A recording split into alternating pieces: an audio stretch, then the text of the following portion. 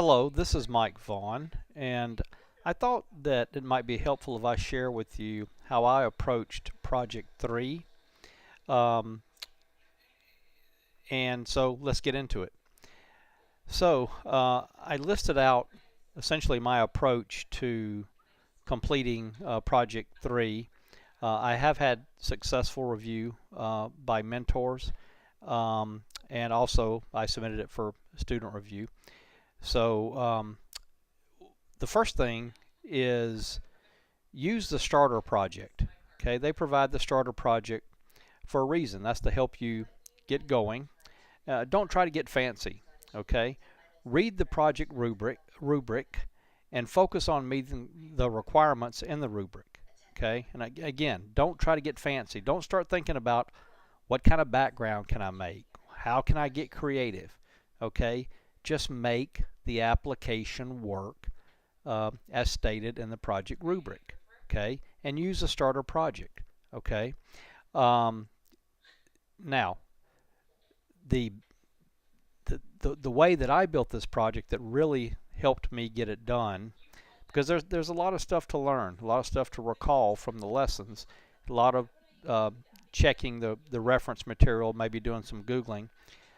So it helps to really break it down, helped me to break it down into manageable chunks. And then I would build out the application a chunk at a time. Okay, so here's how I did it, or more or less. Um, First thing I did was just build the table using JavaScript and jQuery. That's all. Just build the table, nothing else. Don't worry about the submit button, don't worry about the inputs, don't worry about adding colors. First and foremost, you got to build the table using JavaScript and jQuery, period. Okay? Then once you get that done successfully, then build the table when the submit button is pressed. That's the only change. In other words, the table's built when the submit button is pressed. Again, no inputs, no clearing the table, just the only change you're making is the table is now built with JavaScript and jQuery when the submit button is pressed. The next thing then is clear the previous table that was built before building another one when the submit button is pressed. So all you're adding now is making sure you can clear the table. Okay, if you already have a table built before the next one is built after hitting the submit button. So it all happens when you hit the submit button. In other words, I've hit the submit button when I started my program, the table built, and I hit the submit button again, the table builds again, and the previous one is no longer there. So add that. Then accept the input values for the table height and width, and then when you hit the submit button, it builds a table according to the height and width that you entered. Okay, and then, only then, the color wheel is going to simply pop up, okay, when you hit the little color spot um, on the page, and then pick your color from the color picker, and then use it to update a table cell when it's clicked. So get that last piece where you pick a color from the color picker and use it to update a table cell when it's clicked. Okay, so let me show you examples of what I mean here. But before we go there, I just want to make a couple of comments. I'm going to open the HTML. Okay, ignore the name of my HTML. I set up different HTML files for the purposes of this video. But this is the HTML that you get. You're going to complete the project by adding JavaScript and jQuery code to the .js file, to the designs.js file. Okay, and again, ignore my name here, designs.first.js, because I built several different iterations to kind of show you how I built it out. Okay, but there's nothing you need to add directly into the HTML for your logic to work. with the exception of two things. Okay, and I'm going to go ahead and just give you this one. Okay, because you'll be using jQuery, or I think you'll be using jQuery if you did it like I did, you're going to need to add a jQuery library. Okay, so you can Google CDN jQuery and get a list of places where you can link to jQuery to have the library, so that when you issue your jQuery commands, they work. The library's there, right? So I had to add this script here. This is essentially the jQuery library. Okay, now so I had to add that to the HTML. And then one thing I did, you don't have to do it, but they had the name in the starter project, they had the name of the input width as weight.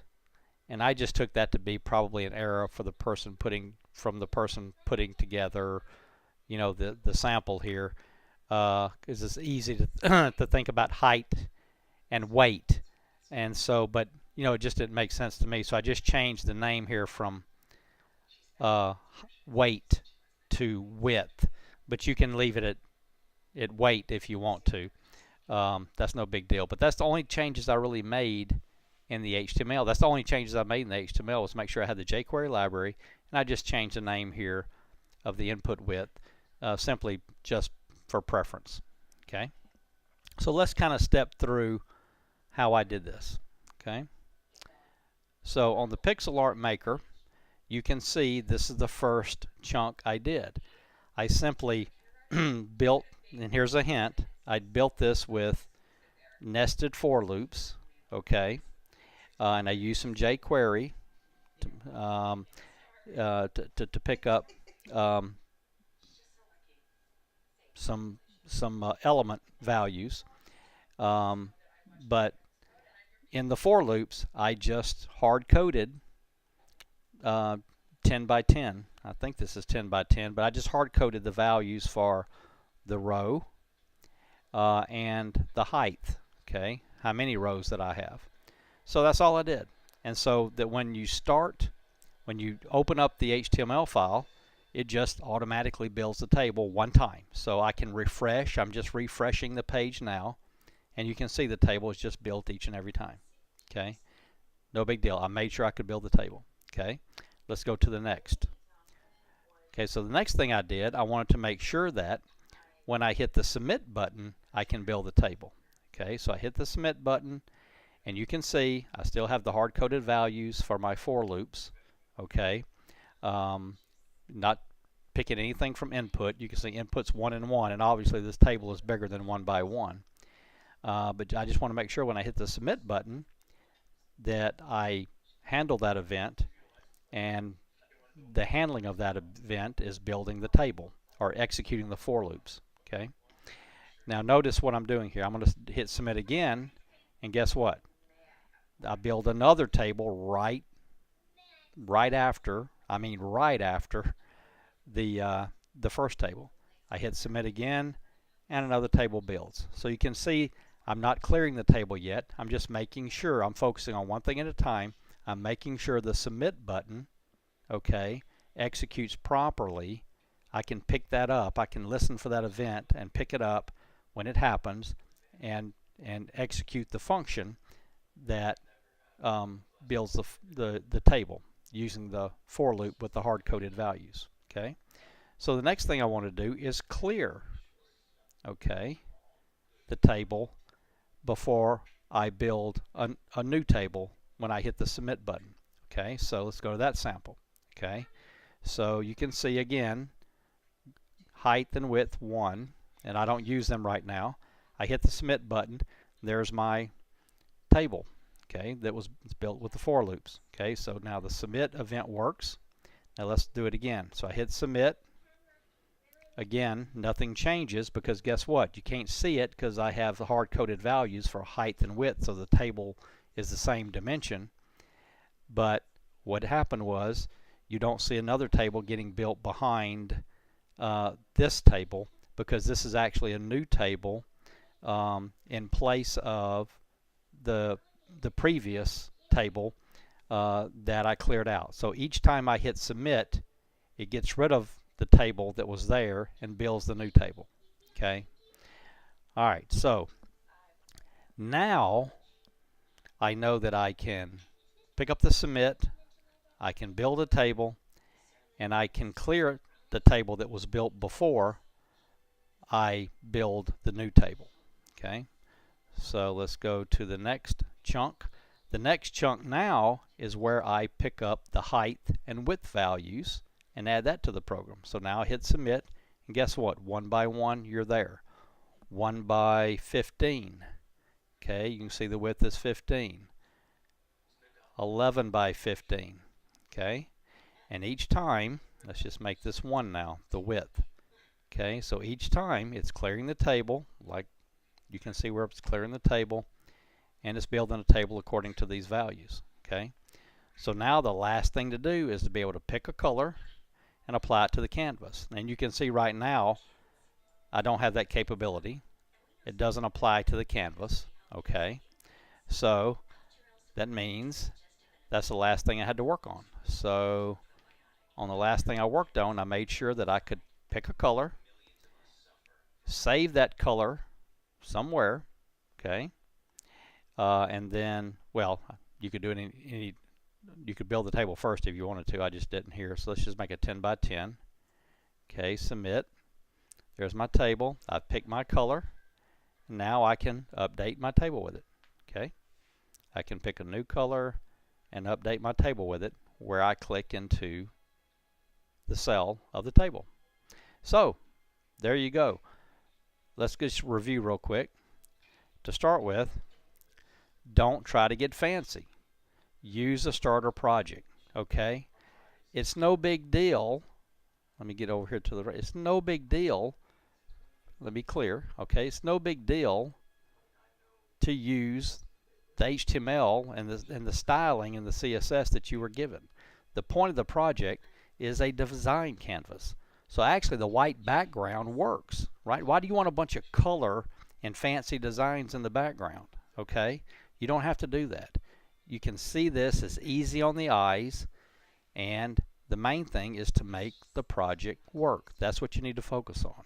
Okay, and so let's clear that, and let's go back to the chart real quick. So use a starter project. Don't try to get fancy is the first big step that I can, or recommendation that I can make.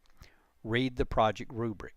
Okay, read essentially what I demonstrated, what is going to lead, what you have to meet for your project to be successful. Then break it down into manageable chunks. Build the table. Build the table when the submit button is pressed. Then clear the previous table for building another when the submit button is pressed. Accept the input values for table height and width. Pick a color and use it to update a table cell when it's clicked. Okay, so focus on each one of these as a chunk. Each one of these will be a challenge. Okay, it was for me, but it's a manageable challenge as you for each chunk. And then when you get all the chunks built, you'll have your project complete. So all the best. Good luck. Keep at it. You can do it.